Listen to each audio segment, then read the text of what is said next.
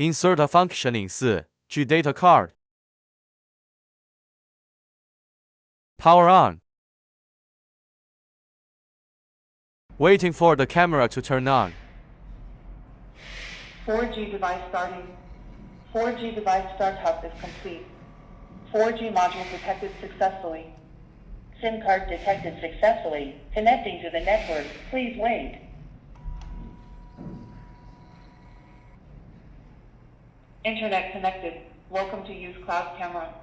Download HiEasy app, register an account and log in. Open the mobile app and click on Add Device.